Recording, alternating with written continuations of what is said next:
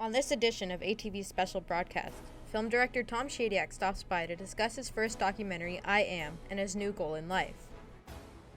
Washington currently faces a growing deficit, causing federal programs to be cut.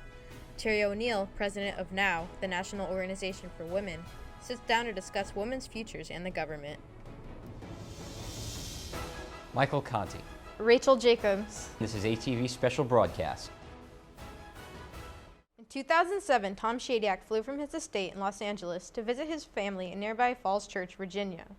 During a biking adventure, Shadyac had an accident, ultimately causing post-concussion syndrome, a condition where the symptoms of the original concussion don't go away. Facing his own death, Shadyac wanted to tell people what he had come to know. Many may know Shadyac for his Hollywood directional debut of Ace Ventura: Pet Detective. Tom continued to work with Jim Carrey through comedies such as Liar Liar and Bruce Almighty. Shadyac's films grossed nearly $2 billion, allowing him the glamorous and extravagant A-list lifestyle. Shadyac had a 17,000 square foot art-filled mansion, exotic antiques, and private jets. But even with his wealth, Shadyac felt that the world he was living in was a lie. After his near-death experience, Shadyac began a documentarian role, sharing his thoughts on today's society. In his first documentary, I Am, Shadyac begins asking world figures the questions he was finding answers to. Normally in my life, I would have gone on and made another comedy or another, narrative film, big commercial film. But there was something that, a conversation I wanted to have that was really important to me, that I didn't have the courage to talk about in a movie. So when I faced my own death, and I thought I only had a certain amount of time to live, and my time was very finite, I decided to tell the story. It's about how we can fix this world.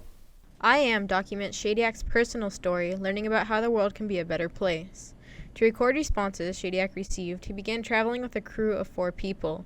In his last film, Evan Almighty, he had 400 people working under him. How has your role differed between making a documentary feature rather than maybe a fiction film? Well, in a fiction film, I usually I participate in the writing, and I produce a little, and I direct. In a documentary film, I wear about 6,000 hats. I'm the director. I also wrote this. I helped edit it. I made lunch. I drove us. Occasional animal wrangling, whatever was needed. There was only a crew of 4, so I picked up a camera, even though I'm not technically versed with a camera. So I just did a myriad. One hat went off, one hat went on, one hat went off, one hat went on. So and now I'm a marketing guy. We're out marketing the movie. So this film is really like your baby compared to a big production company? Well, big production companies are also, I believe, my baby, so to speak. Okay. I mean, there's a lot more creative energy that goes into that. I mean, a crew of anywhere between 150 to 400. But this one is, I would say, even more personal. It's not only my story, but it's my investment in terms of 3 years of my life, resources.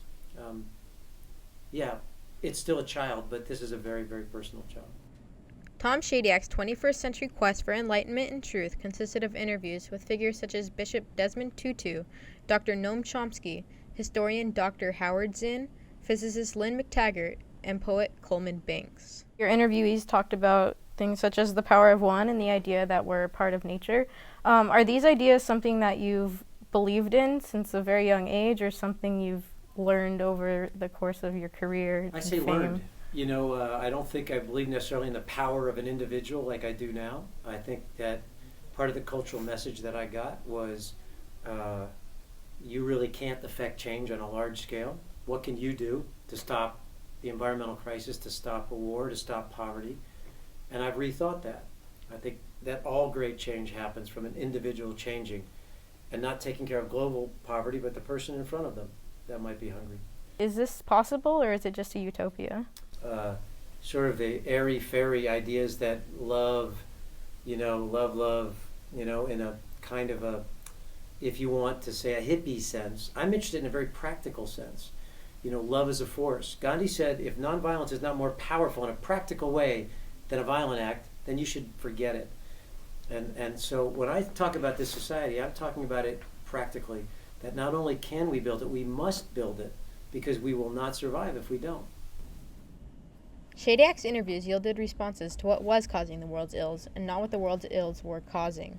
He came away with the answer that there is more right than wrong in the world. Shadyac also learned that human consciousness and emotions can actually affect the physical space around us. We're all connected, and each individual's energy is what has the power to change our world.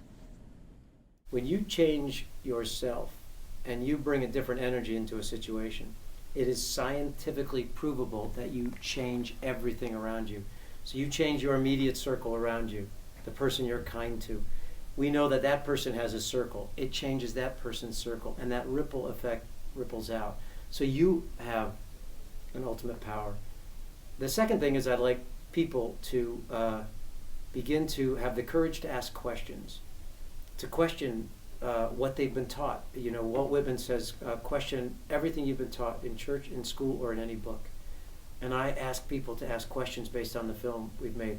Is what you're being taught in school the truth? That you must compete with each other? Martin Luther King said, I can't be what I ought to be until you are what you ought to be.